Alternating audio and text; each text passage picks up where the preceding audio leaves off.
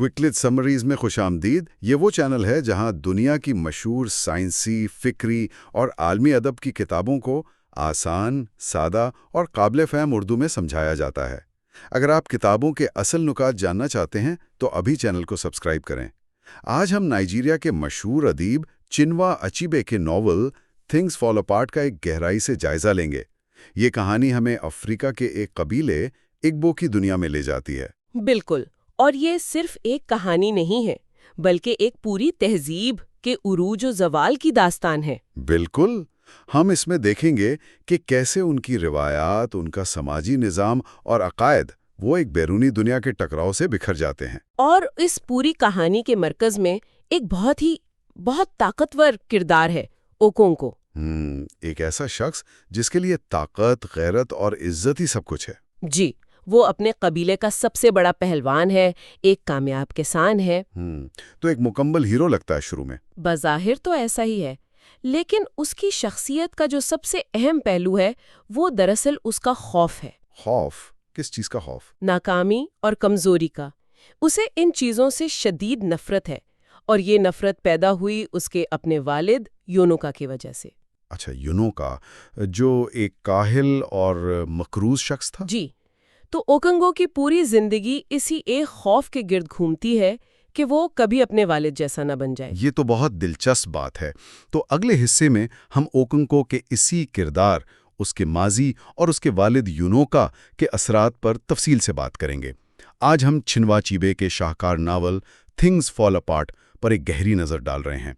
ये वो किताब है जिसने कह लें कि अफ्रीकी अदब का चेहरा ही बदल दिया और एक पूरी तहजीब की आवाज़ दुनिया तक पहुंचाई। जी बिल्कुल, इसके ज़राए हमें सिर्फ एक कहानी नहीं सुनाते, बल्कि एक ऐसी दुनिया दिखाते हैं जो बाहर से आने वाली तब्दीलियों की जद में आकर बिखर गई। हाँ, बिखर गई। और इस बिखरती हुई दुनिया के मरकज में एक बहुत ही दिलचस्प और पेचीदा किरदार है ओकोंको। एक ऐसा शख्स जो अपने मुआशरे की तमाम खूबियों और खामियों का आईनादार है। और हम देखेंगे कि कैसे एक इतना ताकतवर और कामयाब इंसान अपनी ही खूबियों की वजह से तबाही के दहाने पर पहुंच जाता है। जी, तो आइए इसी किरदार से शुरू करते हैं। जब हम नॉवल पढ़ना शुरू करते हैं तो ओकोंको हमें एक मुकम्मल हीरो के तौर पर नजर आता है। वो अपने कबीले का सबसे बड़ा पहलवान है, एक कामयाब किसान है, उसकी इज्जत है, ताकत है। बिल्कुल, यानी वो हर उस मेयार पर पूरा उतरता है जो इग्बो मुआशरा एक मर्द से चाहता है। सही। लेकिन बज़ाहिर तो वो बहुत ताकतवर नजर आता है। अगर गहराई में देखें तो उसकी ये ताकत एक खोखले खौल जैसी है। खोखला खौल? जी, जो अंदर के एक शदीद खौफ को छुपाने के लिए बनाया गया है। उसकी पूरी जिंदगी की बुनियाद एक ही जज्बे पर है, अपने वालिद जैसा ना बनने की ख्वाहिश। बिल्कुल वही। ये बात बहुत दिलचस्प है। तो क्या हम ये कह सकते हैं कि ओकोंको की पूरी जिंदगी एक रद्द अमल थी, कि उसकी अपनी कोई असल शख्सियत थी ही नहीं, वो सिर्फ अपने बाप का उल्ट बनने की कोशिश कर रहा था? एक तरह से आप कह सकते हैं। उसके वालिद योनोका में ऐसी क्या बात थी जिससे उसे इतनी नफरत थी? योनोका दरअसल ओकोंको की जिद था। जहां ओकोंको मेहनती और संजीदा था, वहीं योनोका एक काहिल, मकरूज और बेफिक्र इंसान था। अच्छा।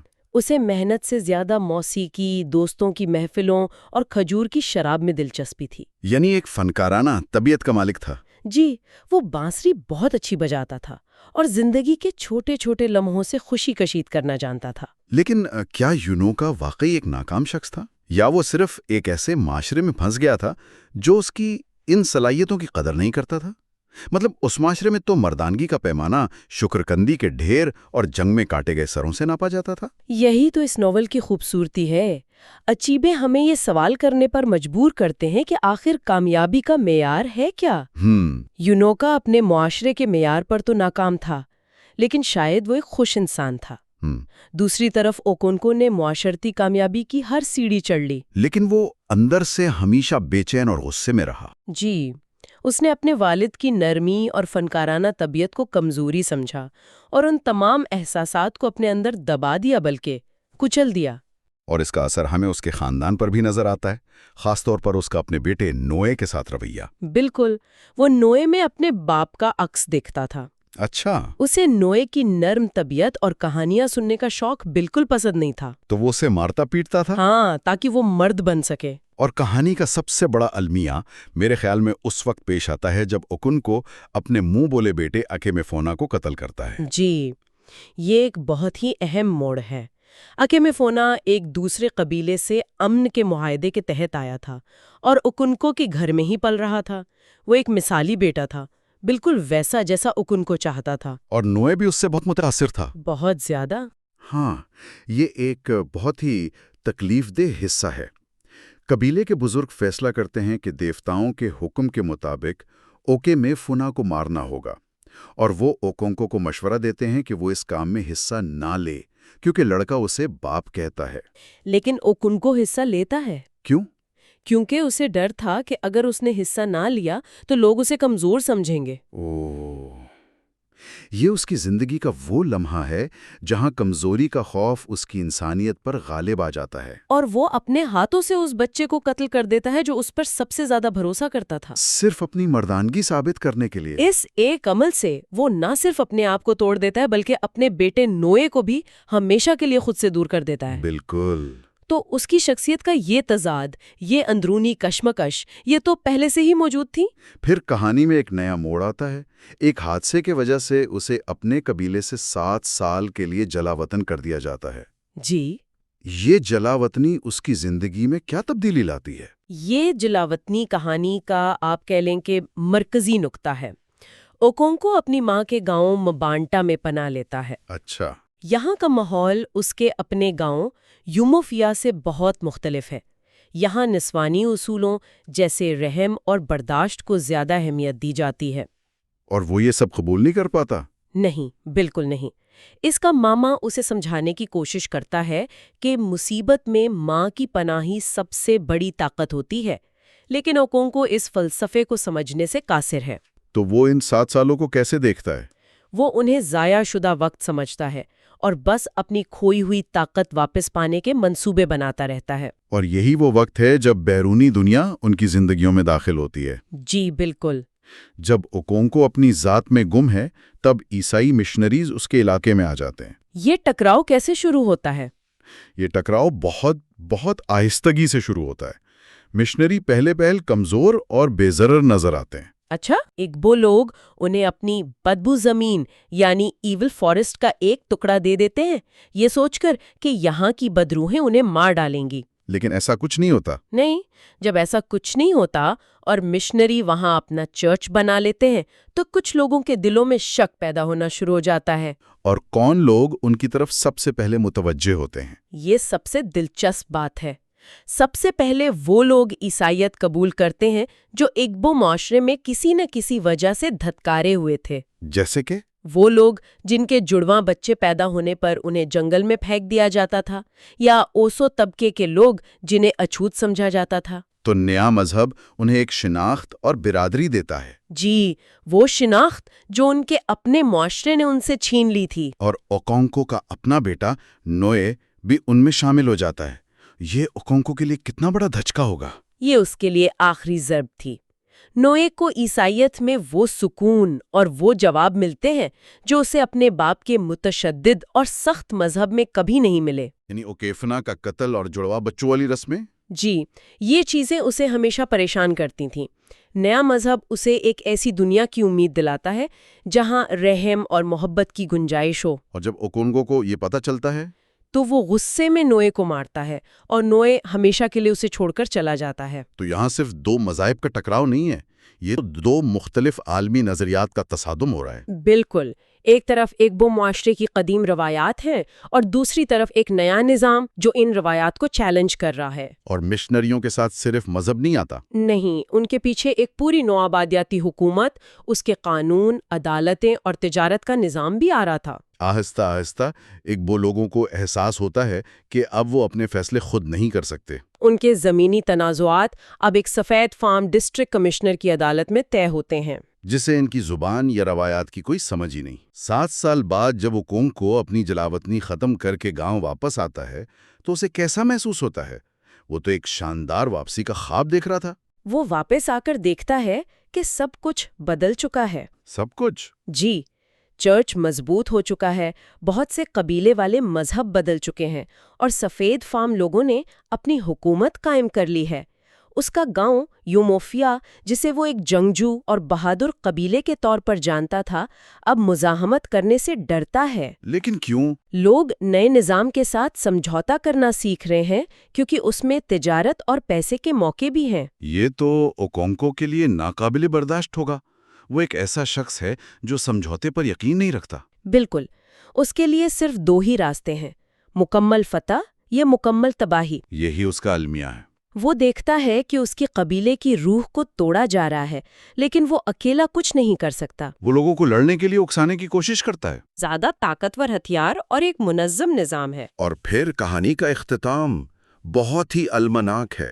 آخری کوشش کے طور پر اوکونکو ایک قبائلی اجلاس کے دوران ایک عدالتی پیغام رساں کو قتل کر دیتا ہے۔ جی، جو انہیں اجلاس ختم کرنے کا حکم دینے آیا تھا۔ یہ اس کی طرف سے مزاحمت کی ایک آخری مایوس کن کوشش تھی۔ وہ امید کرتا ہے کہ اس کا یہ عمل اس کے قبیلے والوں میں جنگ کی چنگاری بھڑکا دے گا۔ ہاں، لیکن جب وہ پیچھے مڑ کر دیکھتا ہے تو اس کے قبیلے والے اس کا ساتھ دینے کے بجائے خوف سے پیچھے ہٹ گئے ہیں۔ جی، وہ اس لمحے سمجھ جاتا ہے کہ سب کچھ ختم ہو چکا ہے۔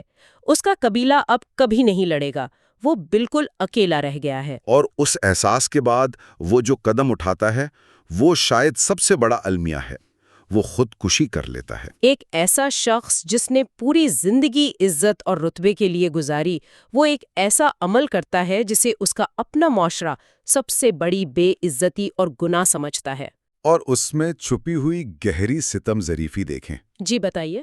ایگبو قانون کے مطابق خودکشی کرنے والے کی لاش کو کوئی چھو نہیں سکتا، اسے گاؤں والے دفنا نہیں سکتے۔ صحیح۔ جب ڈسٹرکٹ کمشنر اس کی لاش لینے آتا ہے تو اوکونکو کے ساتھی اس سے کہتے ہیں کہ وہ اس کی لاش کو نیچے اتار دے، کیونکہ ان کے لیے ایک ناپاک کام ہے۔ یعنی وہ شخص جو اپنے قبیلے کی روایات کا سب سے بڑا محافظ تھا، مرتے وقت انہی روایات کے ہاتھوں بے عزت ہوتا ہے۔ جی، اور کتاب کا اختتام ڈسٹرکٹ کمشنر کے خیالات پر ہوتا ہے۔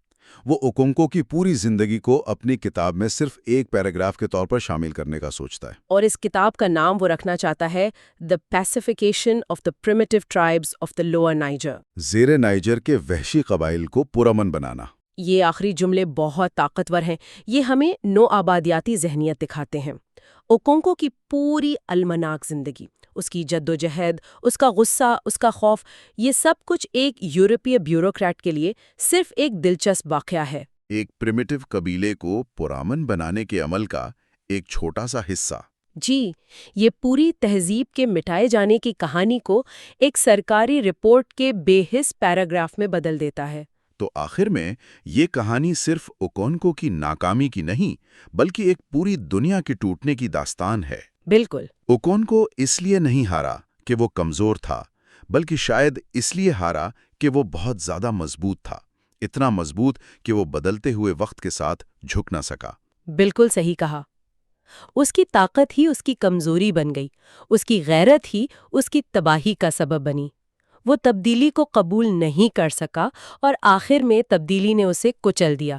یہ ناول ہمیں دکھاتا ہے کہ جب تہذیبیں ٹکراتی ہیں تو نقصان صرف عمارتوں یا نظاموں کا نہیں ہوتا بلکہ انسانی روح کا ہوتا ہے۔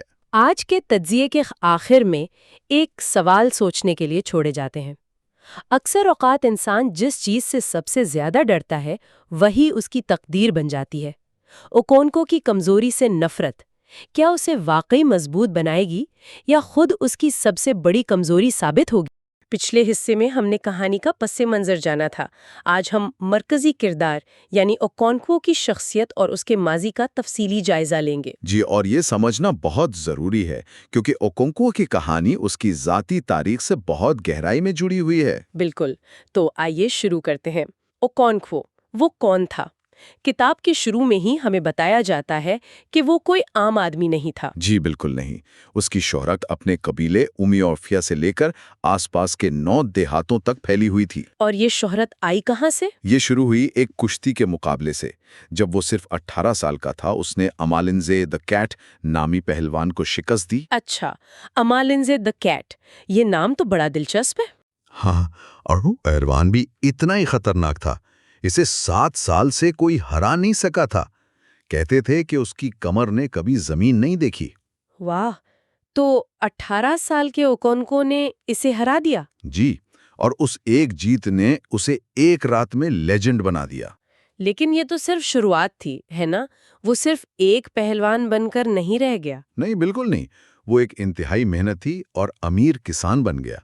اس کے پاس یم یعنی کچالو سے بھرے 2 گودام تھے۔ اور یم اس معاشرے میں بہت اہمیت رکھتے تھے، صحیح؟ بہت زیادہ۔ یم کو فصلوں کا بادشاہ مانا جاتا تھا۔ یہ مردانگی، دولت اور محنت کی سب سے بڑی علامت تھی۔ تو جتنے زیادہ یم اتنی زیادہ عزت۔ بالکل۔ اور اس کے پاس صرف یم ہی نہیں تھے، اس کی 3 بیویاں تھیں۔ جو اس کی خوشحالی کی ایک اور نشانی تھی۔ جی، اس نے قبیلے کے 2 معزز خطابات بھی حاصل کیے تھے اور جنگ میں ناقابل یقین بہادری دکھائی تھی۔ ہاں، میں نے پڑھا کہ وہ جنگ سے دشمن کا سر کاٹ کر لانے والا اپنے قبیلے کا پہلا شخص تھا۔ یہ تو بہت شدید بات لگتی ہے۔ اس معاشرے کے حساب سے یہ بہت بڑی بات تھی۔ وہاں عمر کا احترام تو تھا، لیکن کامیابی کی پوجا کی جاتی تھی۔ اچھا۔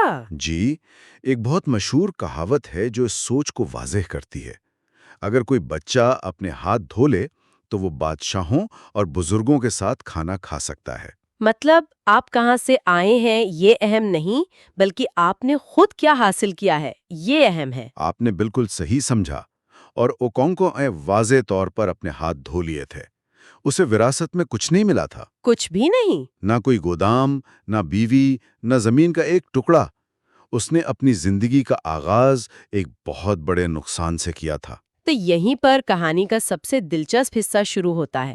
اگر باپ اتنا ناکام تھا تو بیٹا اس کے بالکل الٹ کیسے نکلا؟ یہی تو کہانی کا مرکزی نقطہ ہے۔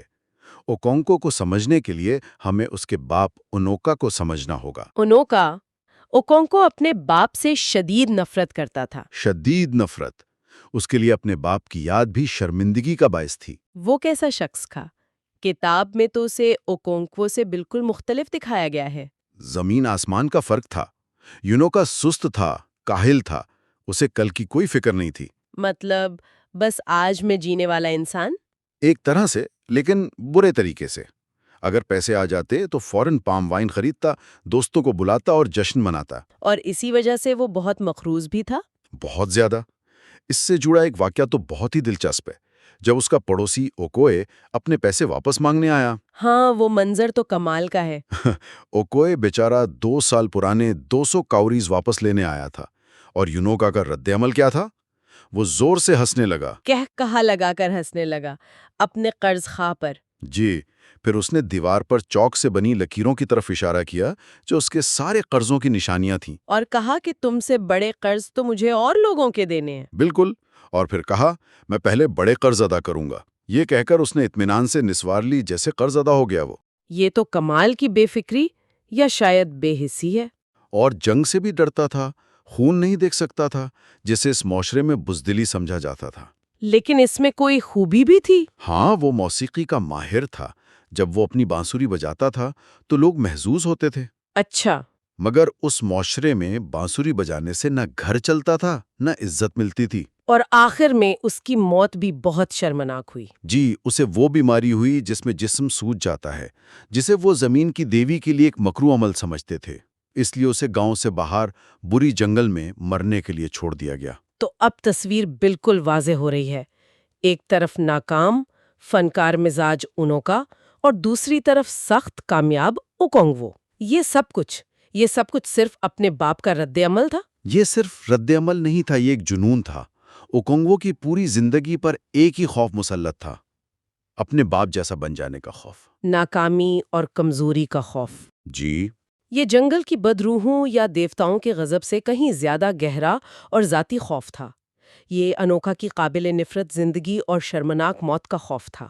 تو اس کا مطلب یہ ہوا کہ اس کی تمام کامیابیاں، اس کی طاقت، اس کی دولت، یہ سب مثبت خواہشات سے نہیں بلکہ ایک خوف سے پیدا ہوئی تھیں۔ بالکل، اس نے ہر اس چیز سے نفرت کی جس سے اس کا باپ محبت کرتا تھا۔ انوکا نرم تھا، اوکونکو نے سختی کو اپنایا۔ انوکا کاہل تھا، اوکونکو نے انتہائی محنت کو اپنایا۔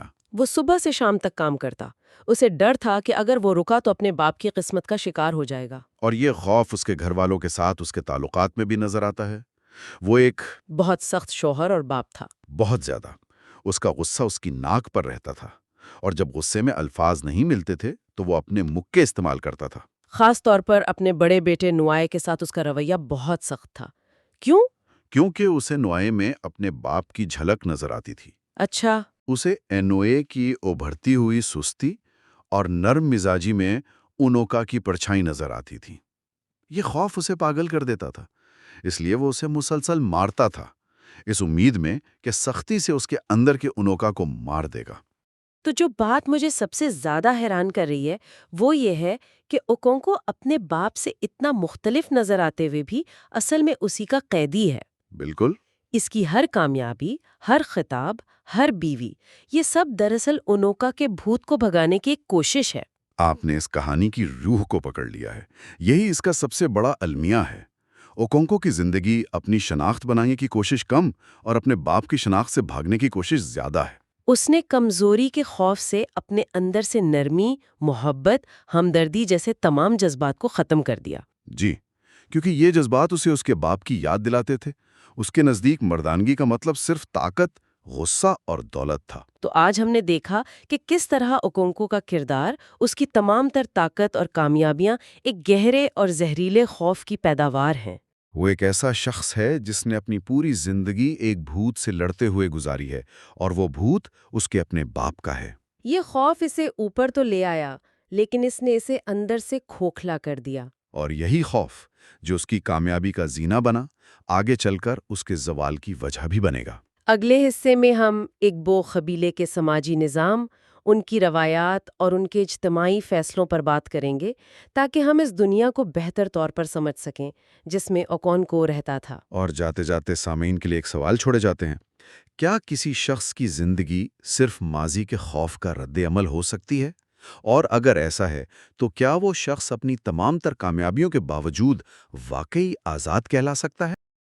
آج ہم اگبو قبیلے کے معاشرے اور ان کی روایات کی گہرائی میں اتریں گے۔ یہ ایک ایسی دنیا ہے جہاں محنت، عزت اور روایات کی جڑیں بہت گہری ہیں۔ بالکل، اور یہ سمجھنا بہت ضروری ہے، کیونکہ یہ صرف کہانی کا پس منظر نہیں ہے، یہ وہ بنیاد ہے جس پر اوکونکوا جیسا کردار کھڑا ہے۔ صحیح۔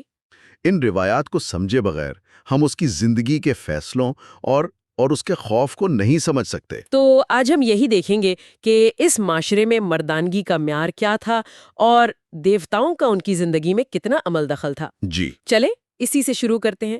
ایک وہ معاشرے میں کسی شخص کی قدر و قیمت کا اندازہ کیسے لگایا جاتا تھا؟ کیا یہ اس کے باپ دادا کی دولت سے ہوتا تھا؟ ہرگز نہیں، اور یہی اس معاشرے کی سب سے منفرد بات تھی۔ یہاں کسی شخص کو اس کے باپ کے نام سے نہیں، بلکہ اس کے اپنے کام سے، اس کی اپنی کامیابی سے پرکھا جاتا تھا۔ اچھا۔ جی، ان کی کہاوت تھی کہ اگر کوئی بچہ اپنے ہاتھ دھو لے تو وہ بادشاہوں کے ساتھ کھانا کھا سکتا ہے۔ واہ، یعنی آپ کی شروعات کہاں سے ہوئی یہ اہم نہیں تھا۔ بالکل۔ اور اوکونکو اس کی بہترین مثال ہے۔ اس کا باپ یونوکا ایک کاہل اور مقروض شخص تھا، ہے نا؟ جی، لوگ اسے بالکل پسند نہیں کرتے تھے، لیکن اوکونکو نے اپنی محنت سے نام کمایا۔ وہ ایک امیر کسان تھا، اس کی 3 بیویاں تھیں اور 9 گاؤں میں سب سے بڑا پہلوان بھی تھا۔ تو کامیابی کا پیمانہ یہی تھا؟ جی، یہی تھا۔ یام سے بھرے گودام، کئی بیویاں اور قبیلے میں اعلیٰ مقام یا ٹائٹل حاصل کرنا۔ عمر کی عزت تو تھی، لیکن کامیابی کو پوجا جاتا تھا۔ آپ نے یام کا ذکر کیا، اس فصل کا بار بار ذکر آتا ہے۔ یہ صرف ایک سبزی نہیں لگتی؟ نہیں، یہ صرف ایک سبزی نہیں تھی، یہ مردانگی کی علامت تھی۔ مردانگی کی؟ جی، یام کو فصلوں کا بادشاہ کہا جاتا تھا، اور یہ مردوں کی فصل تھی۔ عورتیں دوسری فصلیں اگاتی تھیں، جیسے پھلیاں اور کسیوا، لیکن یام اگانا ایک مرد کا کام سمجھا جاتا تھا۔ اچھا، تو جس شخص کے پاس یام کے بڑے ذخیرے ہوں وہ ایک بڑا آدمی سمجھا جاتا تھا؟ بالکل، اور اوکونکو بھی اپنے بیٹے نوئے کو ایک عظیم کسان بنانا چاہتا تھا، تاکہ وہ قبیلے میں سر اٹھا کر جی سکے۔ اور یہ کام آسان تو نہیں ہوگا؟ نہیں، بالکل نہیں۔ اوکونکو کو تو شروع میں یام کے بیج ادھار پر لینے پڑے تھے، جسے شیئر کراپنگ کہتے ہیں۔ اس میں کیا ہوتا تھا؟ اس میں کسان کو فصل کا صرف 1/3 حصہ ملتا تھا۔ اس سے اندازہ ہوتا ہے کہ یام کی فصل کتنی قیمتی تھی۔ اچھا، تو یہاں سے بات اور بھی دلچسپ ہو جاتی ہے جب ہم ان کے مذہبی عقائد کو دیکھتے ہیں۔ ایسا لگتا ہے کہ ہر چیز دیوتاؤں اور روحوں سے جڑی ہوئی ہے۔ جی ہاں، ان کا سب سے بڑا عقیدہ زمین کی دیوی آنی پر تھا۔ وہ زرخیزی کی دیوی تھی اور اخلاقیات کی حتمی منصف بھی۔ یعنی سب سے اہم وہی تھی؟ جی، اس کے علاوہ وہ اپنے آباء و اجداد کی روحوں سے بھی بہت قریب تھے۔ کوئی بھی اہم فیصلہ، یہاں تک کہ جنگ کا فیصلہ بھی، پہاڑوں اور غاروں کے اوریکل سے پوچھے بغیر نہیں کیا جاتا تھا۔ اس کی سب سے سخت مثال امن کا ہفتہ ہے۔ یہ کیا تھا؟ یہ فصل لگانے سے پہلے کا ایک مقدس ہفتہ تھا جو دیوی آنی کے اعزاز میں منایا جاتا تھا۔ اچھا، اس ہفتے میں کسی بھی قسم کا تشدد یا سخت کلامی منع تھی۔ یہ امن کا ہفتہ تھا تاکہ دیوی خوش ہو اور فصلیں اچھی ہوں۔ اور اوکونوکو نے اسی قانون کو توڑا تھا؟ جی، اس نے غصے میں آ کر اپنی سب سے چھوٹی بیوی اوجیوگو کو اسی مقدس ہفتے میں مارا پیٹا۔ یہ تو بہت بڑا جرم ہوا پھر۔ بہت بڑا۔ اسے نسو آنی کہا جاتا تھا۔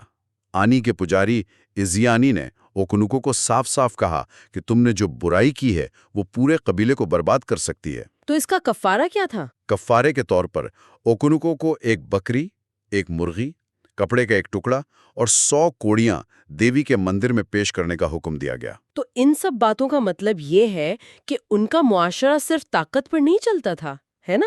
مطلب اجتماعی قوانین اور مذہبی پابندیاں سب سے اوپر تھیں۔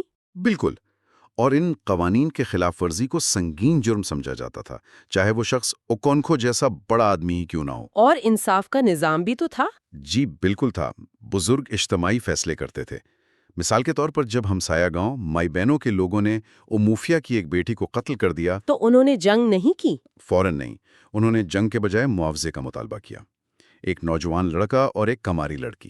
اچھا، اس سے پتہ چلتا ہے کہ وہ توازن قائم رکھنا چاہتے تھے۔ تو آج ہم نے اگبو معاشرے کے ان بنیادی ستونوں کو سمجھا: محنت سے حاصل کی ہوئی عزت، مردانگی کی علامت یام کی فصل، اور دیوی آنی کے اٹل قوانین۔ جی، جن کی خلاف ورزی پورے قبیلے کے لیے تباہی کا باعث بن سکتی تھی۔ اگلے حصے میں ہم آئیکم فونا کی آمد اور اوکونکو کے گھر کی اندرونی کہانی بیان کریں گے۔ پچھلی بار ہم نے اوکنوو کی شخصیت کی گہرائی میں جا کر یہ سمجھا تھا کہ وہ ہر قیمت پر کمزور نظر آنے سے بچنا چاہتا ہے، خاص طور پر اپنے والد انوکا کی طرح۔ آج کہانی میں ایک ایسا کردار آ رہا ہے جو اس کی اس پوری جدوجہد کو، اس کے ہر اصول کو چیلنج کر دے گا۔ ایک 15 سالہ لڑکا جس کا نام ہے اکیما فونا۔ سوال یہ ہے کہ جب ایک ایسا شخص جو محبت اور نرمی کو بیماری سمجھتا ہے، اس کے گھر میں ایک معصوم لڑکا رہنے آ جائے تو کیا ہوتا ہے؟ اور یہ لڑکا کسی عام صورتحال میں نہیں آتا۔ اس کی آمد کے پیچھے ایک قتل اور جنگ کا خطرہ ہے۔ کہانی یہاں سے شروع ہوتی ہے کہ پڑوسی گاؤں موبائنو میں اوموفیا قبیلے کی ایک عورت کو قتل کر دیا جاتا ہے۔ اب اوموفیا جو تھا وہ اپنے علاقے میں اپنی جنگی طاقت اور جادو کی وجہ سے بہت مشہور تھا۔ مطلب ان سے کوئی ٹکرانے کی ہمت نہیں کرتا تھا۔ تو انہوں نے موبائنو کو ایک الٹیمیٹم بھیجا: یا تو جنگ کے لیے تیار ہو جاؤ یا پھر خون بہا کے طور پر ایک نوجوان لڑکا اور ایک کنواری لڑکی ہمارے حوالے کرو۔ یعنی یہ کوئی اغوا نہیں تھا، یہ قبیلوں کے درمیان ایک باقاعدہ معاملہ تھا۔ ایک طرح کا انصاف کا نظام، چاہے ہمیں آج یہ کتنا ہی عجیب لگے۔ تو ظاہر ہے موبائنوں نے جنگ سے بچنے کا راستہ چنا ہوگا۔ بالکل، وہ اوموفیا کی طاقت سے اچھی طرح واقف تھے۔ انہوں نے فوراً شرائط مان لیں۔ اور اوموفیا کی طرف سے نمائندہ بن کر کون گیا؟ خود اوکنونگوو؟ جی، خود اوکنونگوو۔ وہ اس 15 سالہ لڑکے ایکیما فونا اور ایک لڑکی کے ساتھ واپس لوٹتا ہے۔ لڑکی تو اس شخص کو دے دی جاتی ہے جس کی بیوی قتل ہوئی تھی، لیکن اس لڑکے کا کیا ہوگا؟ یہ ایک بڑا سوال تھا۔ ہاں بالکل۔ ایک منٹ، تو کیا ایکیما فونا کو ایک طرح کی قربانی کے طور پر لایا گیا تھا؟ کیا گاؤں میں آتے ہی اس کی قسمت کا فیصلہ ہو چکا تھا؟ اس کا سٹیٹس کیا تھا؟ وہ قیدی تھا، مہمان تھا یا کچھ اور؟ یہی تو اس معاملے کی پیچیدگی ہے۔ اس کی قسمت کا فیصلہ فوری طور پر نہیں کیا گیا تھا۔ قبیلے کے بزرگوں نے کہا کہ یہ لڑکا اب پورے قبیلے کی ملکیت ہے اور اس کے مستقبل کا فیصلہ بعد میں اوریکل سے پوچھ کر کیا جائے گا۔ تب تک کے لیے اسے کسی کے گھر رکھنا تھا۔ اور ذمہ داری کسے دی گئی؟ اوکانکو کو۔ جی، تو سوچیں ایک لڑکا جس کے باپ نے ایک جرم میں حصہ لیا، اب اسے اوموفیا کے سب سے طاقتور اور خوفناک جنگجو کی تحویل میں دے دیا گیا ہے۔ اور ہم جانتے ہیں کہ اوکونکو کا گھر کوئی پرسکون جگہ نہیں تھی۔ ہم نے پچھلی بار بات کی تھی کہ وہ اپنے گھر پر لوہے کے ہاتھ سے حکومت کرتا تھا، ہر وقت ایک تناؤ کی کیفیت رہتی تھی۔ بالکل، اس کی بیویاں اور بچے ہر وقت اس کے غصے کے سائے میں رہتے تھے، لیکن یہ سمجھنا ضروری ہے کہ اس کی یہ سختی فطری ظلم کی وجہ سے نہیں تھی۔ اس کے ہر عمل کے پیچھے ایک ہی خوف تھا، کمزور نظر آنے کا خوف۔ اپنے باپ اینوکا کی ناکام اور قرض میں ڈوبی زندگی نے اس کے اندر یہ احساس بھر دیا تھا کہ نرمی، کاہلی یا جذبات کا اظہار یہ سب ناکامی کی علامت ہے۔ اور اسے یہ ساری کمزوریاں اپنے بیٹے نوئے میں نظر آتی تھیں۔ جی بالکل۔ یعنی اوکونکو ایک ایسے باپ کے طور پہ سامنے آ رہا ہے جو اپنے ہی بیٹے کو اپنی سب سے بڑی کمزوری کی یاددانی سمجھتا ہے۔ تو ایسے میں جب ایک اجنبی لڑکا ایکیما فونا اس گھر میں داخل ہوتا ہے تو اس کا رد عمل کیسا رہا ہوگا؟ شروع میں تو اوکونکو نے اسے نظر اندازی کیا، لیکن ایکیما فونا کی حالت بہت خراب تھی۔ وہ شدید خوفزدہ تھا۔ اسے کچھ سمجھ نہیں آ رہا تھا کہ اسے اس کے گھر سے کیوں چھین لیا گیا ہے۔ اسے یہ بھی نہیں پتا تھا کہ اس کے باپ کا اس قتل میں کوئی کردار تھا۔ وہ بس اپنی ماں اور اپنی چھوٹی بہن کو یاد کر کے چپ چاپ روتا رہتا تھا۔ اس نے 2 بار بھاگنے کی کوشش بھی کی، لیکن پکڑا گیا۔ ایک 15 سالہ لڑکے کے لیے یہ کتنا خوفناک تجربہ ہوگا، ایک اجنبی جگہ، اجنبی لوگ، اور ایک ایسا سرپرست جس کے غصے سے اس کے اپنے بچے ڈرتے ہوں۔ اور اس خوف اور صدمے کا اثر اس کی صحت پر پڑا۔ اس نے کھانا پینا چھوڑ دیا۔ اوکونکوا کی سب سے بڑی بیوی جو نوئی کی ماں بھی تھی، اس پر بہت ترس کھاتی اور نرمی سے پیش آتی، لیکن ایکیما فونا کا خوف کم نہ ہوا۔ جب اوکونکو کو پتا چلا کہ لڑکا بھوکا رہ رہا ہے تو اس نے وہی کیا جو وہ ہمیشہ کرتا تھا، طاقت کا استعمال۔ یہ تو بہت ظالمانہ لگتا ہے۔ کیا اوکونکو وہ واقعی ایک بے رحم انسان تھا یا اس کے پیچھے بھی اس کا وہی کمزوری کا خوف کام کر رہا تھا؟ یہاں اس کی شخصیت کا تضاد نظر آتا ہے۔ وہ ایک بڑی سی چھڑی لے کر ایکیما فونا کے پاس کھڑا ہو گیا اور اسے غصے سے کہا کہ وہ اپنا کھانا ختم کرے۔ اس نے زبردستی اسے شکرکندی کے ٹکڑے کھلائے۔ ایکیما فونا ڈر کے مارے کانپتے ہوئے کھاتا رہا۔ اوکونکو کے نزدیک کھانا نہ کھانا، اداس رہنا، یہ سب کمزوری کی علامتیں تھیں، اور وہ اپنے گھر میں کسی بھی قسم کی کمزوری برداشت نہیں کر سکتا تھا۔ یہ ظلم نہیں تھا، یہ اس کے اپنے خوف کا اظہار تھا۔ لیکن ایکیما فونا اس ماحول میں ٹوٹا نہیں۔ وہ اس سب کے باوجود وہاں اپنی جگہ بنانے میں کامیاب ہو گیا۔ یہ کیسے ہوا؟ وہ ایک قیدی سے خاندان کا حصہ کیسے بنا؟ تقریباً 3 ہفتوں کے بعد جب اس کی صحت بہتر ہوئی تو اس کا خوف آہستہ آہستہ کم ہونے لگا۔ اس کی شخصیت میں ایک قدرتی جان تھی۔ وہ بہت زندہ دل اور ہرنمند لڑکا تھا۔ وہ جنگلی پرندوں کی آوازیں نکال سکتا تھا، جانوروں کو پکڑنے کے لیے جال بنا سکتا تھا، درختوں کے نام جانتا تھا، اور اسے ایسی کہانیاں معلوم تھیں جو اوموفیا کے بچوں نے کبھی نہیں سنی تھیں۔ آہستہ آہستہ وہ اوکونکو کے بچوں میں مقبول ہو گیا، خاص طور پر نوئے کا تو وہ ہیرو بن گیا۔ اچھا، یہاں سے نوئے کی کہانی میں ایک بہت بڑا موڑ آتا ہے۔ ایکیما فونا اس کے لیے صرف ایک دوست نہیں تھا، وہ اس سے کچھ زیادہ بن گیا تھا۔ وہ ایک ایسا بڑا بھائی بن گیا تھا جس کی نوئے کو شدت سے ضرورت تھی۔ نوئے جو اپنے باپ کے غصے اور توقعات کے بوجھ تلے دبا ہوا تھا، اسے ایکیما فونا کی شکل میں ایک پناہ گاہ مل گئی۔ وہ اس کی ہر بات مانتا تھا، اس کے ساتھ ہر جگہ جاتا تھا۔ ایکیما فونا کی موجودگی نے اسے اپنے باپ کے خوف سے کچھ حد تک آزاد کر دیا تھا۔ اور اس کا اثر نوئے کے رویے پر بھی نظر آیا ہوگا۔ اوکونکو تو اسے ہمیشہ کاہل اور زنانہ سمجھتا تھا۔ بالکل۔ ایکیما فونا کے ساتھ رہ کر نوئے وہ کام کرنے کا شوق پیدا ہونے لگا جنہیں مردانہ سمجھا جاتا تھا۔ وہ اب لکڑیاں کاٹنے اور شکرکندی کوٹنے جیسے کاموں میں دلچسپی لینے لگا۔ وہ یہ سب ایکیما فونا کی نقل میں کر رہا تھا، لیکن اس کا بال واسطہ فائدہ یہ ہو رہا تھا کہ وہ اپنے باپ کو خوش کرنے لگا تھا۔ تو وہ ایک طرح سے وہ بیٹا بننے کی کوشش کر رہا تھا جو اوکونکو وہ ہمیشہ سے چاہتا تھا۔ لیکن کیا یہ ایک حقیقی تبدیلی تھی یا وہ صرف اپنے باپ کی ڈانٹ سے بچنے کے لیے یہ سب کر رہا تھا؟ یہ بہت دلچسپ سوال ہے۔ میرے خیال میں یہ دونوں چیزیں تھیں۔ ایک طرف وہ اپنے نئے ہیرو اکیما فونا کی طرح بننا چاہتا تھا اور دوسری طرف اسے یہ احساس ہو گیا تھا کہ مرد بن کر ہی وہ اپنے باپ کی نظروں میں قابل قبول ہو سکتا ہے۔ اور یہیں سے ایک اور اہم تبدیلی آتی ہے۔ نوئے اپنی ماں کی سنائی ہوئی کہانیوں سے دور ہونے لگتا ہے۔ کیوں؟ وہ کہانیاں تو بچوں کو پسند ہوتی ہیں، کیونکہ وہ کہانیاں نرمی، محبت اور جانوروں کے بارے میں ہوتی تھیں۔ اسے لگنے لگا تھا کہ یہ عورتوں اور بچوں کی کہانیاں ہیں۔ اس کی جگہ وہ اپنے باپ اوکونووو کی سنائی ہوئی جنگ، خون ریزی اور بہادری کی کہانیاں زیادہ شوق سے سننے لگا۔ اور یہ صرف باپ کو خوش کرنے کی کوشش نہیں تھی۔ یہ اس معاشرے کی عکاسی ہے جہاں مردانہ کہانیاں تشدد اور جنگ پر مبنی تھیں، جبکہ نرمی اور جذبات کو زنانہ کہہ کر رد کر دیا جاتا تھا۔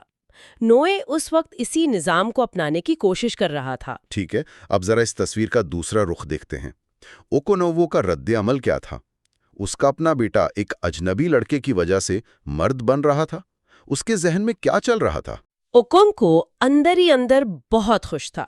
وہ کبھی زبان سے تعریف نہیں کرتا تھا، لیکن اسے یہ دیکھ کر اطمینان ملتا تھا کہ نوئے بدل رہا ہے، اور وہ جانتا تھا کہ اس تبدیلی کی وجہ اکیما فونا ہے۔ اور یہاں آ کر اوکونکو اپنی ہی بنائی ہوئی دیوار سے ٹکراتا ہے۔ وہ اکیما فونا کو بے حد پسند کرنے لگا تھا۔ اس لڑکے میں اسے وہ سب کچھ نظر آتا تھا جو وہ اپنے بیٹے میں دیکھنا چاہتا تھا۔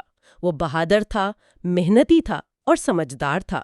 یعنی اوکونکو جو جذبات سے بھاگتا تھا، اب خود ایک ایسے جذبے کا شکار ہو رہا تھا جسے وہ کمزوری سمجھتا تھا، محبت کا جذبہ۔ بالکل، وہ اندر سے اس لڑکے سے گہرا لگاؤ محسوس کرتا تھا، لیکن وہ اس کا اظہار کیسے کرتا؟ اس کے لیے تو محبت کا اظہار کرنا، نرمی دکھانا اپنی شکست تسلیم کرنے کے برابر تھا۔ اس کی پوری زندگی اسی خوف میں گزری تھی کہ لوگ اسے اس کے باپ کی طرح کمزور اور ناکام نہ سمجھیں۔ اس لیے وہ اکیما فونا کے لیے اپنی اس پسندیدگی کو بھی اپنی پروشٹی سختی کے پردے میں چھپا کر رکھتا تھا۔ لیکن جذبات اپنا راستہ تلاش کر ہی لیتے ہیں، تو پھر وہ اپنی محبت کیسے ظاہر کرتا تھا؟ کیا اس کے عمل سے کچھ ظاہر ہوتا تھا؟ ہاں، اس کے عمل سے۔ وہ اکیما فونا کو اپنے ساتھ گاؤں کی بڑی محفلوں اور تقریبات میں لے جانے لگا، بالکل ویسے ہی جیسے کوئی باپ اپنے بیٹے کو لے کر جاتا ہے۔ وہ اسے اپنی کرسی اور بکری کی کھال کا بیگ اٹھانے کی ذمہ داری دیتا تھا، جو اس معاشرے میں ایک بیٹے کا کام سمجھا جاتا تھا۔ اچھا، یہ اوکونکووو کا طریقہ تھا یہ کہنے کا کہ تم میرے لیے خاص ہو، اور اکیما فونا بھی اس خاموش محبت کو سمجھتا تھا۔ وہ اوکونکووو کو باپ کہہ کر پکارنے لگا تھا۔ تو یہاں ایک بہت ہی غیر معمولی اور پیچیدہ خاندانی تصویر بن رہی ہے۔ ایک اجنبی لڑکا جسے ایک جرم کے بدلے لایا گیا، وہ اب گھر کے مرکز میں آ گیا ہے۔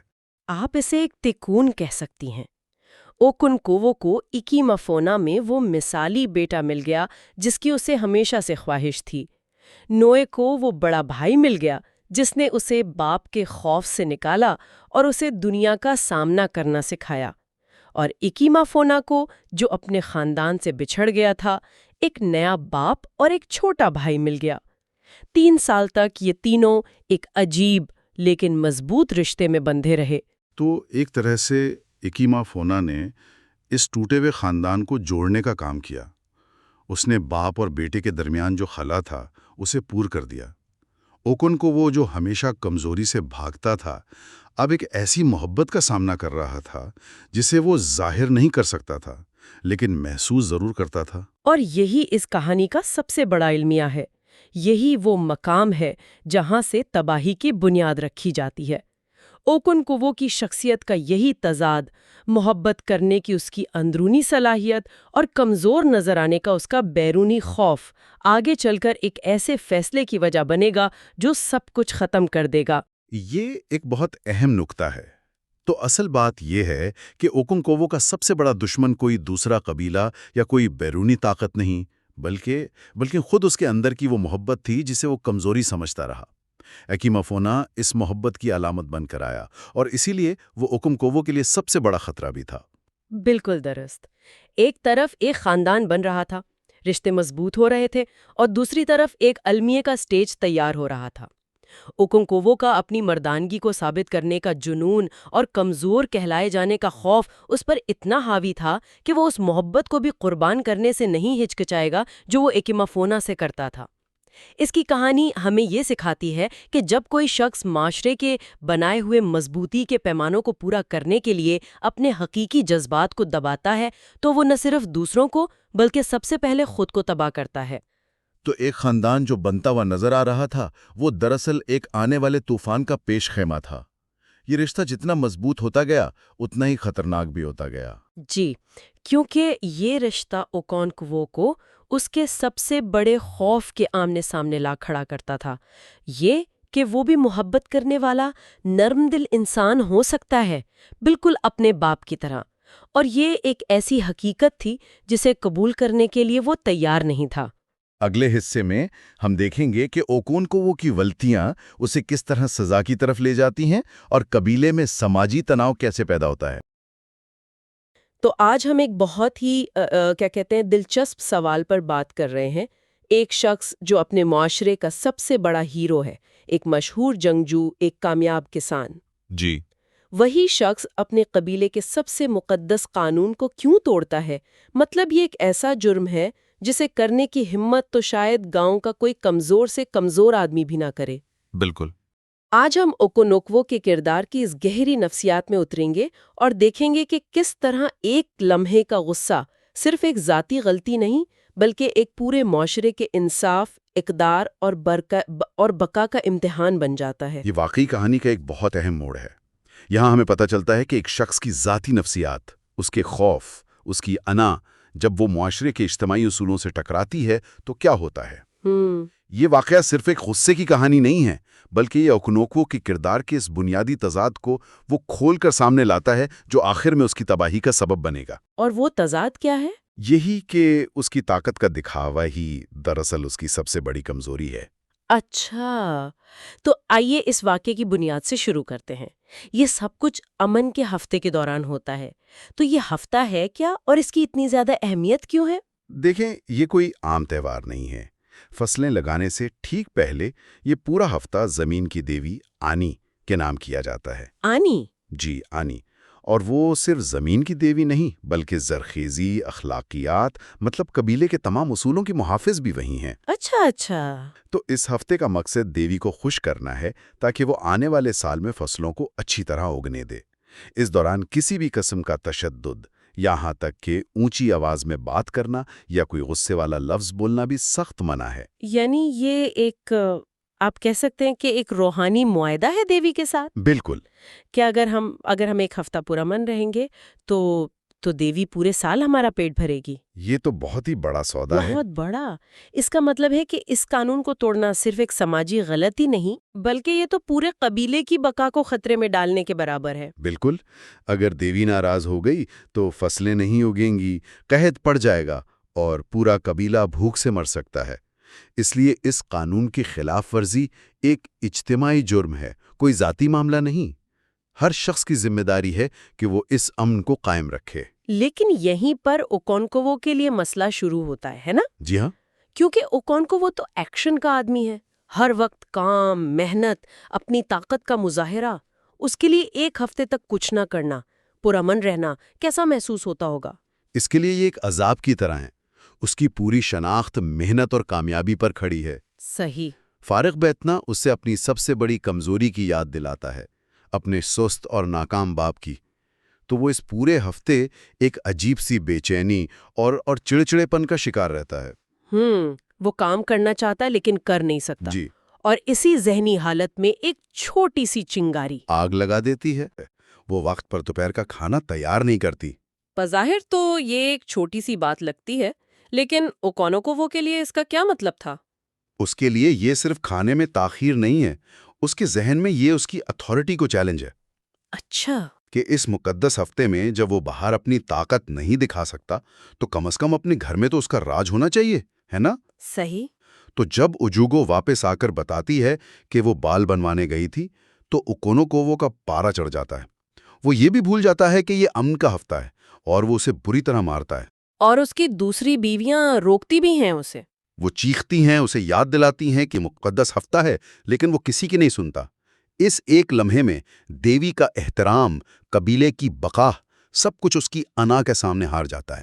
اور ظاہر ہے ایک چھوٹے سے گاؤں میں ایسی بات چھپ تو نہیں سکتی۔ بالکل نہیں چھپ سکتی۔ تو اس کے بعد کیا ہوتا ہے؟ کیا قبیلے کا نظام فوراً حرکت میں آتا ہے؟ جی بالکل، بیوی کے ہونے کی آوازیں پڑوسیوں تک پہنچتی ہیں اور خبر جنگل کی آگ کی طرح پھیل جاتی ہے۔ لوگ حیران ہیں کہ اوکونوکوو جو اتنا بڑا آدمی ہے ایسی حرکت کیسے کر سکتا ہے؟ شام ہوتے ہی زمین کی دیوی کا سب سے بڑا پجاری ایزیانی اس کے گھر آتا ہے۔ ہاں، اور یہاں ایک بہت ہی دلچسپ منظر ہے۔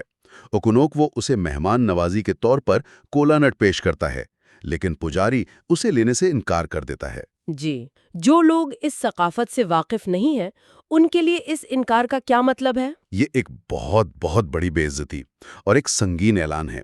کولا نٹ امن، دوستی اور احترام کی علامت ہے۔ اچھا، اسے قبول کرنے کا مطلب ہے کہ میں تمہارے ساتھ تعلق قائم کرنے آیا ہوں۔ اسے ٹھکرا دینے کا مطلب ہے کہ تمہارے اور میرے بیچ کوئی تعلق نہیں ہو سکتا۔ پجاری کھلے عام کہہ رہا ہے تم ناپاک ہو چکے ہو اور میں تمہارے گھر میں نہ کچھ کھا سکتا ہوں نہ پی سکتا ہوں۔ یہ سزا سنانے سے پہلے ہی ایک سماجی اور روحانی بائیکاٹ کا اعلان ہے۔ واہ، یعنی فیصلہ تو وہیں ہو گیا۔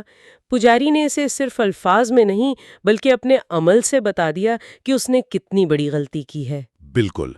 پھر وہ اسے کہتا ہے، کیا کہتا ہے؟ وہ بہت ہی سخت الفاظ استعمال کرتا ہے۔ وہ کہتا ہے تم نے ایک ایسا گناہ کیا ہے جس کی وجہ سے زمین کی دیوی پورے قبیلے کو تباہ کر سکتی ہے۔ وہ اس معاملے کو ذاتی جھگڑے سے نکال کر اجتماعی بقا کے مسئلے تک لے جاتا ہے۔ صحیح۔ وہ کہتا ہے ہم اپنے آباء و اجداد کی طرح نہیں رہے ورنہ تمہیں گاؤں میں گھسیٹ کر مار دیا جاتا۔ وہ اوکونوکوو کو اس کے جرم کی سنگینی کا پورا احساس دلاتا ہے۔ اور وہ ایک بہت ہی طاقتور مثال بھی دیتا ہے۔ وہ کہتا ہے کہ اگر تم اپنی بیوی کو کسی دوسرے مرد کے ساتھ بھی پکڑ لیتے تب بھی اس ہفتے میں اسے مارنا ایک ناقابل معافی جرم ہوتا۔ جی، اس سے تو لگتا ہے کہ قانون کسی بھی حالت میں تبدیل نہیں ہوتا۔ بالکل۔ اس سے یہ ظاہر ہوتا ہے کہ قانون کی خلاف ورزی کا جواز کوئی نہیں ہو سکتا، وجہ کچھ بھی ہو، اصول اصول ہے۔ تو پھر سزا کیا ہوتی ہے؟ پھر وہ سزا سناتا ہے۔ اوکونوو کو حکم دیا جاتا ہے کہ وہ اگلے دن دیوی آنی کے مزار پر ایک بکری، ایک مرغی، کپڑے کا ایک تھان اور 100 کوڑیاں یعنی کاوریز بطور وزرانہ پیش کرے۔ اور یہ صرف جرمانہ نہیں ہے نا؟ نہیں، یہ صرف جرمانہ نہیں بلکہ دیوی کو منانے اور پورے قبیلے کی طرف سے معافی مانگنے کی ایک رسم ہے۔ تو سزا تو طے ہو گئی۔ اوکونکوو جو اتنا مغرور اور ضدی ہے اس سزا کو کیسے قبول کرتا ہے؟ کیا وہ واقعی پشیمان ہے یا صرف اپنی عزت بچا رہا ہے؟ یہی تو اس واقعے کا سب سے دلچسپ نفسیاتی پہلو ہے۔ کتاب میں لکھا ہے کہ وہ اندر سے پشیمان تھا۔ وہ جانتا تھا کہ اس نے غلط کیا ہے، لیکن باہر سے وہ اپنی غلطی تسلیم کرنے کو تیار نہیں ہے۔ وہ کسی کے سامنے جھکنا نہیں چاہتا کیونکہ اس کے لیے جھکنے کا مطلب کمزور ہونا ہے۔ تو وہ سزا پر عمل تو کرتا ہے لیکن اس کے رویے میں کوئی عاجزی نہیں ہوتی۔ اور گاؤں والے اس کے اس رویے کو نوٹ کرتے ہیں۔ یہیں پر وہ مشہور کہاوت آتی ہے نزا چڑیا کے بارے میں۔ یہ کیا کہانی ہے؟ یہ ایک بہت گہری بات ہے۔ گاؤں والے کہتے ہیں کہ کامیابی اوکونکوو کے سر چڑھ گئی ہے۔ وہ اس چھوٹی سی چڑیا نینزا کی طرح ہو گیا ہے جو جب خوب پیٹ بھر کے کھا لیتی ہے تو اتنی مغرور ہو جاتی ہے کہ اپنے چی کو چیلنج کرتی ہے۔ چی؟ جی۔ اب یہاں چی کے تصور کو سمجھنا بہت ضروری ہے۔ ہاں، اس پر تھوڑی تفصیل سے بات کرتے ہیں۔ چی کا مطلب صرف ذاتی خدا تو نہیں لگتا۔ نہیں، یہ اس سے کہیں زیادہ پیچیدہ ہے۔ چی ایک شخص کی ذاتی روح، اس کی قسمت اور تقدیر کا ایک حصہ ہے۔ اچھا۔ ایبو ثقافت میں مانا جاتا ہے کہ ہر شخص کی کامیابی اور ناکامی میں اس کے چی کا بڑا ہاتھ ہوتا ہے۔ جب لوگ کہتے ہیں کہ اوکونکوو اپنے چی کو چیلنج کر رہا ہے تو اس کا مطلب ہے کہ وہ اپنی قسمت سے لڑ رہا ہے۔ یعنی وہ اتنا مغرور ہو گیا ہے؟ ہاں، وہ اتنا مغرور ہو گیا ہے کہ وہ سمجھتا ہے کہ وہ کائنات کے اصولوں سے بھی بالاتر ہے اور ان کی ثقافت میں اس سے بڑا کوئی گناہ نہیں۔ تو گاؤں والے صرف یہ نہیں کہہ رہے کہ وہ گھمنڈی ہو گیا ہے، بلکہ وہ یہ کہہ رہے ہیں کہ اس نے اپنی حد پار کر دی ہے اور اب وہ تقدیر سے ٹکر لے رہا ہے۔ یہ تو بہت سنگین الزام ہے۔ بہت سنگین۔ اور اسی گفتگو میں ایک بزرگ اوگبویفی ایزودو ایک اور حیران کن بات بتاتے ہیں جو اس معاشرے کی سوچ کو ظاہر کرتی ہے۔ اچھا، کیا بتاتے ہیں؟ وہ بتاتے ہیں کہ پرانے وقتوں میں اس جرم کی سزا موت ہوتی تھی۔ مجرم کو گاؤں میں گھسیٹا جاتا تھا جب تک وہ مر نہ جائے۔ مجھے یہ جان کر بہت حیرانی ہوئی کہ انہوں نے یہ رواج کیوں بدلا؟ اور ان کا جواب اس معاشرے کی ذہانت اور حکمت کو ظاہر کرتا ہے۔ انہوں نے یہ رواج اس لیے ختم کر دیا کیونکہ انہوں نے محسوس کیا کہ اتنی پرشدت سزا خود اس امن کی خلاف ورزی ہے جس کی حفاظت کے لیے قانون بنایا گیا تھا۔ واہ، یعنی سزا خود قانون کے مقصد کے خلاف جاری تھی۔ یہ تو کمال کی بات ہے۔ اس کا مطلب ہے کہ یہ معاشرہ پتھر پر لکھی ہوئی لکیر پر نہیں چلتا، وہ اپنے قانون پر وقت کے ساتھ نظر ثانی بھی کرتا ہے۔ جی، ان کا مقصد صرف سزا دینا نہیں بلکہ معاشرے کا توازن ٹھیک کرنا ہے۔ بالکل صحیح سمجھا۔ یہ ان کی عملیت پسندی کو ظاہر کرتا ہے۔ وہ اصولوں پر قائم ہیں لیکن ان کے نفاذ میں لچک رکھتے ہیں۔ ان کا انصاف سزا دینے والا پیونیٹیو سے زیادہ اصلاحی ریسٹوریٹیو ہے۔ مقصد اوکونوکوو کو تباہ کرنا نہیں بلکہ اس سے غلطی کا ازالہ کروا کر معاشرتی توازن کو بحال کرنا ہے۔ یہ ایک بہت ہی ترقی یافتہ سوچ ہے۔ تو اگر ہم اس پورے واقعے کو سمیٹیں تو ہم اپنے شروع کے سوال پر واپس آتے ہیں۔ ایک ہیرو نے یہ جرم کیوں کیا؟ ایسا لگتا ہے کہ جواب ایک تضاد میں چھپا ہے۔ جی، اوکونوکوو کا اپنی طاقت ثابت کرنے کا جنون ہی اسے ایک ایسی حرکت پر مجبور کرتا ہے جسے اس کا معاشرہ کمزوری کی بدترین شکل سمجھتا ہے۔ بالکل۔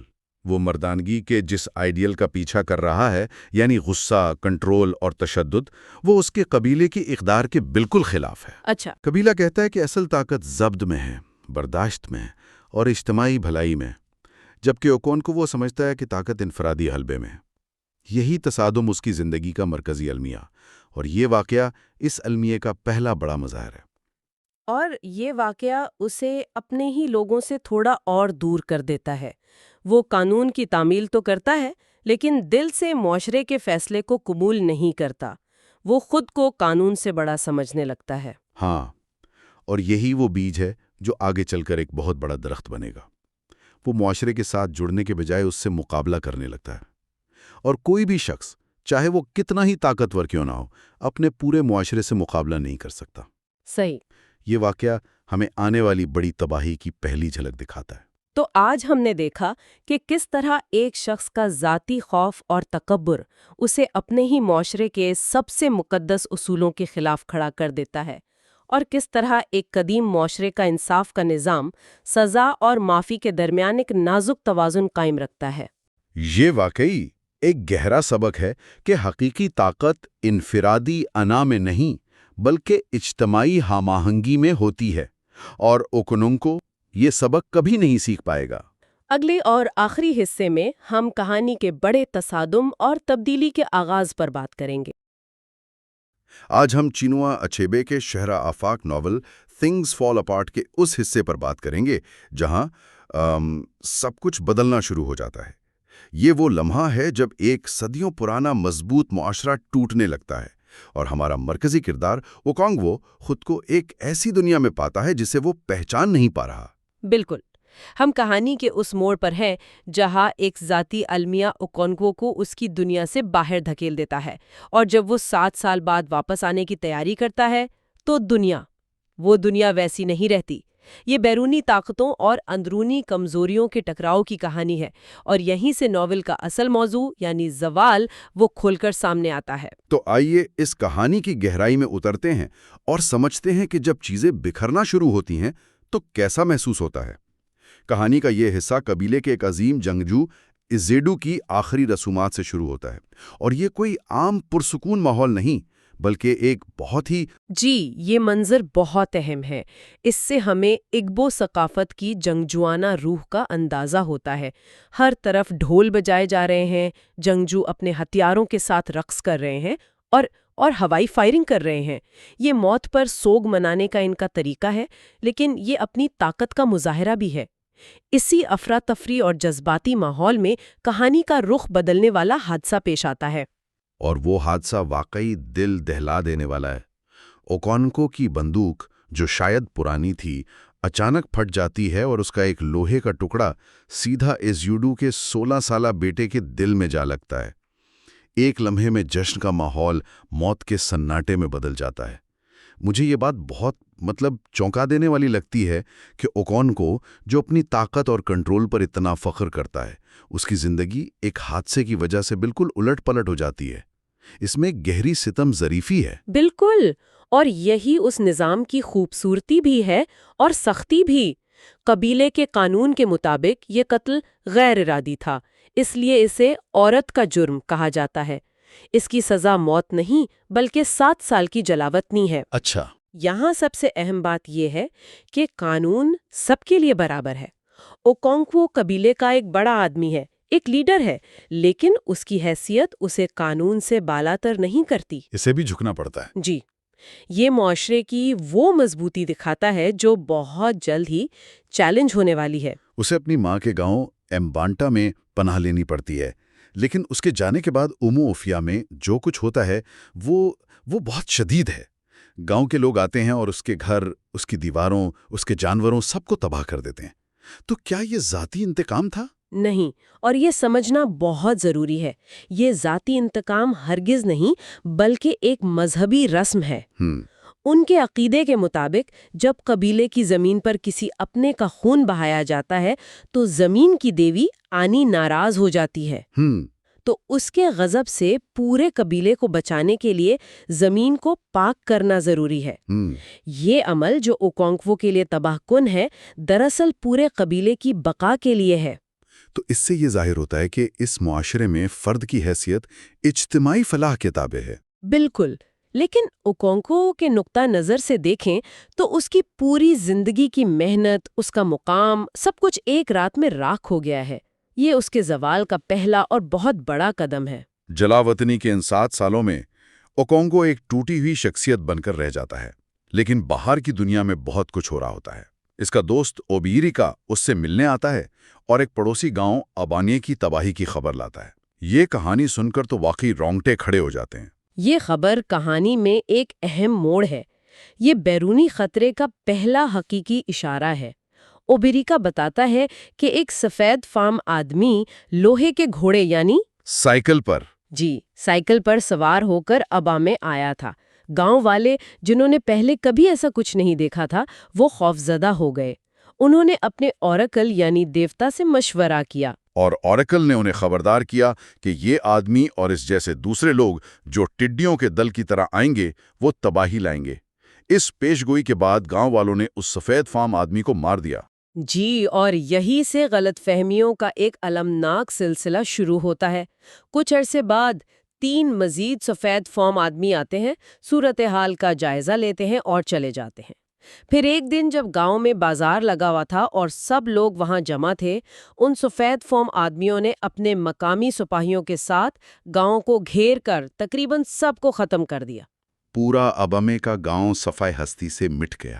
جی، اچیبے یہاں ہمیں نو آبادیاتی نظام کا طریقہ کار ایک چھوٹی سی مثال میں دکھا رہے ہیں۔ اس واقعے پر 2 بالکل مختلف رد عمل سامنے آتے ہیں۔ اوکونکوو کا ماموں یوچینڈو کہتا ہے کہ ابامے کے لوگوں نے بے وقوفی کی کہ ایک خاموش آدمی کو مار دیا جو کچھ کہہ بھی نہیں رہا تھا۔ اس کا کہنا تھا کہ خاموشی سے زیادہ خطرناک کوئی چیز نہیں ہوتی، جبکہ اوکونکوو کا خیال ہے کہ انہیں لڑنے کے لیے تیار رہنا چاہیے تھا۔ اور یہی 2 سوچیں اس تصادم کا مرکز ہے۔ یوچینڈو کی سوچ احتیاط اور سمجھداری پر مبنی ہے، جبکہ اوکونکوو کی سوچ وہ تو جارحیت اور طاقت پر مبنی ہے۔ لیکن سچ یہ ہے کہ آنے والے خطرے کے سامنے یہ دونوں ہی حکمت عملیاں ناکام ہونے والی تھی، کیونکہ وہ اس نئے دشمن کے اصولوں کو سمجھ ہی نہیں پا رہے تھے۔ اور جیسے ہی وہ اس نظریاتی خطرے پر بات کر رہے ہوتے ہیں، وہ خطرہ خود چل کر ان کے دروازے پر ایمبانٹا میں آ جاتا ہے۔ مشنریوں کی شکل میں ایک سفید فام آدمی اور اس کا ایک بو مترجم جو ایک نئے خدا کا پیغام لے کر آئے ہیں۔ یہ منظر بہت دلچسپ ہے کہ وہ کیسے ان کی زبان بول کر ان کے اپنے لوگوں کے ذریعے ان کے عقائد کو چیلنج کرتے ہیں۔ یہ سیدھا سیدھا ان کے پورے مذہبی اور سماجی نظام پر حملہ تھا۔ وہ ایک خدا، جنت، دوزخ کی بات کرتے ہیں اور اوموفیا کے دیوتاؤں کو لکڑی اور پتھر کے جھوٹے بت قرار دیتے ہیں۔ زیادہ تر لوگ تو ان پر ہنستے ہیں، لیکن کچھ کان دھر کر سنتے ہیں، خاص طور پر اوکونکوو کا اپنا بیٹا نوئے کا کردار یہاں بہت اہم ہو جاتا ہے۔ مجھے ہمیشہ یہ سوال پریشان کرتا ہے کہ نوئے ان کی باتوں سے اتنا متاثر کیوں ہوا؟ کیا یہ صرف اپنے باپ کے خلاف بغاوت تھی یا اس سے بھی گہری کوئی بات تھی؟ یہ بہت گہری بات ہے۔ نوئی کی روح پہلے سے ہی زخمی تھی، وہ اپنے معاشرے کی کچھ روایات سے اندر ہی اندر گھٹ رہا تھا۔ اچھا۔ مثال کے طور پر جب اس کے پریمی بھائی آئیکے فونا کو قربان کیا گیا، یا جب اس نے سنا کہ جڑواں پیدا ہونے والے بچوں کو جنگل میں مرنے کے لیے پھینک دیا جاتا ہے، یہ باتیں اس کی حساس طبیعت پر بوجھ تھیں۔ جب مشنریوں نے گیت گائے تو ان گیتوں میں اسے ایک ایسا سکون اور منطق محسوس ہوئی جو اسے اپنی ثقافت کی ان سخت روایات میں کبھی نہیں ملی تھی۔ تو نیا مذہب دراصل ان دراڑوں کو بھر رہا تھا جو معاشرے میں پہلے سے موجود تھیں۔ بالکل، یہ بہت دلچسپ نکتہ ہے۔ نیا مذہب طاقت کے زور پر فتح حاصل نہیں کرتا، کم از کم شروع میں تو بالکل نہیں۔ وہ معاشرے میں پہلے سے موجود خامیوں کو تلاش کرتا ہے۔ انووئے جیسے حساس لوگ، اچھوت اور وہ تمام لوگ جو کسی نہ کسی وجہ سے معاشرے کے حاشیے پر تھے۔ تو یہ مذہب انہیں ایک متبادل، ایک پناہ گاہ فراہم کرتا ہے۔ جی، یہ باہر سے حملہ کم اور اندر سے ٹوٹ پھوٹ کا عمل زیادہ ہے، جسے بیرونی طاقت نے صرف ہوا دی ہے۔ گاؤں والے تو مذاق میں انہیں اپنا چرچ شیطانی جنگل میں بنانے کی جگہ دیتے ہیں، یہ سوچ کر کہ یہ جگہ اتنی منحوس ہے کہ وہاں کوئی چند دن بھی زندہ نہیں رہ سکتا۔ جی، یہ ان کے لیے ایک آزمائش تھی۔ شیطانی جنگل وہ جگہ ہے جہاں منحوس سمجھی جانے والی ہر چیز پھینکی جاتی ہے، جہاں خوفناک بیماریوں سے مرنے والوں کو دفنایا جاتا ہے۔ ان کا خیال تھا کہ قبیلے کے دیوتا اور بھوت پریت ان اجنبیوں کو 4 دن میں ختم کر دیں گے۔ لیکن ایسا نہیں ہوا۔ نہیں، جب مشنری وہاں زندہ رہتے ہیں، اور نہ صرف زندہ رہتے ہیں بلکہ خوشی خوشی گیت گاتے ہیں، تو یہ مقامی دیوتاؤں کے اختیار پر ایک بہت بڑی ضرب ہوتی ہے۔ لوگوں کے دلوں میں شک پیدا ہو جاتا ہے کہ شاید ان اجنبیوں کا خدا زیادہ طاقتور ہے۔ اور اسی واقعے کے بعد انووئے کھل کر ان کے ساتھ شامل ہو جاتا ہے۔ جب اوکونکو کو اس کا پتہ چلتا ہے تو اس کا رد عمل وہی ہوتا ہے جس کی ہم اس سے توقع کر سکتے ہیں، شدید غصہ اور تشدد۔ وہ اسے مارتا ہے، اس کا گلا دبا دیتا ہے۔ وہ لمحہ باپ بیٹے کے رشتے کا خاتمہ ہے۔ انووئے ہمیشہ کے لیے اسے چھوڑ کر چلا جاتا ہے۔ اوکونکو کے لیے یہ صرف بیٹے کی نافرمانی نہیں، یہ اس کی پوری وراثت، اس کی شناخت کی تباہی ہے۔ وہ خود سے وہ مشہور سوال کرتا ہے، ایک جلتی ہوئی آگ سے ٹھنڈی بیکار راکھ کیسے پیدا ہو سکتی ہے؟ اس کی نظر میں طاقت اور آگ ہی سب کچھ ہے، اس کے علاوہ ہر چیز ناکامی ہے۔ وہ کسی دوسری قسم کی طاقت کا تصور بھی نہیں کر سکتا۔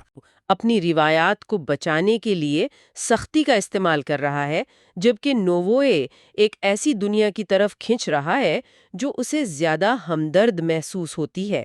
اور چرچ کی طاقت مزید بڑھتی ہے جب وہ ایک اور انقلابی قدم اٹھاتے ہیں۔ جی، وہ اوسو یعنی اچھوتوں کو اپنے حلقے میں قبول کر لیتے ہیں۔ یہ وہ لوگ تھے جنہیں صدیوں سے اگبو معاشرے نے ناپاک سمجھ کر الگ تھلگ رکھا ہوا تھا۔ انہیں معاشرے میں کوئی حقوق حاصل نہیں تھے۔ تو جب چرچ نے انہیں برابری کا درجہ دیا تو یہ معاشرتی ڈھانچے پر ایک اور حملہ تھا۔ اس نے معاشرے کے سب سے پسماندہ طبقے کو چرچ کا سب سے وفادار سپاہی بنا دیا۔ بالکل، اور بحران اس وقت اپنے عروج پر پہنچتا ہے جب ایک نو مسلم جوش میں آ کر قبیلے کے مقدس اصغر کو مار دیتا ہے۔ اچھا، یہ اگبو مذہب میں سب سے بڑا گناہ سمجھا جاتا تھا۔ انکونکو کے لیے یہ آخری حد تھی۔ وہ فوری اور پرتشدد کارروائی چاہتا ہے۔ وہ چاہتا ہے کہ ان نئے لوگوں کو گاؤں سے مار بھگایا جائے۔ لیکن قبیلے کے بزرگ اب ہچکچاہٹ کا شکار ہیں۔ وہ ایک مختلف فیصلہ کرتے ہیں۔ جی، وہ صرف عیسائیوں کا سماجی بائیکاٹ کرنے کا فیصلہ کرتے ہیں۔ وہ کہتے ہیں کہ یہ معاملہ دیوتاؤں اور انسانوں کے درمیان ہے، اور دیوتا اپنی لڑائی خود لڑیں گے۔ ہمیں ان کے معاملے میں دخل نہیں دینا چاہیے۔ اوکونکوو کے لیے تو یہ بزدلی کی انتہا ہوگی۔ بالکل، اسے لگتا ہے کہ اس کا قبیلہ جو کبھی اپنی جنگجوانہ طاقت پر فخر کرتا تھا، اب عورتوں کی طرح کمزور ہو گیا ہے اور لڑنے کی ہمت کھو چکا ہے۔ وہ اس تبدیلی کو قبول نہیں کر پاتا۔ تو ان 7 سالوں میں جب اوکونکوو جلاوطنی میں تھا، سب کچھ بدل گیا۔ وہ اپنی جلاوطنی کے اختتام پر اپنے رشتہ داروں کا شکریہ ادا کرنے کے لیے ایک بہت بڑی ضیافت کرتا ہے، اور وہاں ایک بزرگ ایک بہت اہم بات کہتا ہے۔ وہ تقریر پورے ناول کا نچوڑ ہے۔ وہ بزرگ کہتا ہے مجھے نوجوان نسل کے لیے خوف آتا ہے کیونکہ تم نہیں جانتے کہ رشتوں کا بندھن کتنا مضبوط ہوتا ہے. I cannot forget the gulf between us. An alien religion has come among us. اب ایک آدمی اپنے باپ اور بھائیوں کو چھوڑ سکتا ہے. اس نے اس چھری کو ان چیزوں پر چلا دیا ہے جنہوں نے ہمیں جوڑ رکھا تھا اور ہم بکھر گئے ہیں. یہ وہ جملہ ہے جو ناول کو اس کا عنوان دیتا ہے، Things Fall Apart. جی. تو اوکانکوا اب ایک ایسے یوموفیا میں واپس لوٹنے کی تیاری کر رہا ہے جو پہلے جیسا نہیں رہا، جہاں اس کا اپنا بیٹا مخالف صف میں کھڑا ہے، جہاں قبیلے کے لوگ مزاحمت کرنے کے بجائے سمجھوتا کر رہے ہیں، اور جہاں ایک نئی حکومت اور ایک نیا مذہب جڑیں پکڑ چکا ہے. تبدیلی کی بنیاد رکھی جا چکی ہے اور نظام ٹوٹنا شروع ہو گیا ہے. اب سٹیج آخری اور فیصلہ کن تصادم کے لیے تیار ہے. اوکانکوو کی واپسی اس تصادم کو جنم دے گی جو اس کہانی اور اس کی اپنی زندگی کا انجام طے کرے گی. یہی وہ مقام ہے جہاں Things Fall Apart اپنے اصل مفہوم کی طرف بڑھتی ہے. اس گفتگو کے آخر میں ایک سوال ذہن میں آتا ہے. اس بزرگ نے نئے مذہب کو قبیلے کے ٹوٹنے کا ذمہ دار ٹھہرایا کہ اس نے آ کر سب کچھ بکھیر دیا. لیکن کیا یہ ممکن ہے کہ قبیلے میں پہلے سے ہی کچھ کمزوریاں، کچھ دراڑیں موجود تھیں؟ جیسے جڑواں بچوں کے ساتھ سلوک یا اچھوتوں کا نظام؟ بالکل. یا آئیکامیفونا کی قربانی جیسی روایات. شاید نئے مذہب نے چھری نہیں چلائی بلکہ صرف ایک ایسے ڈھانچے پر دباؤ ڈالا جو اندر سے پہلے ہی کمزور ہو رہا تھا.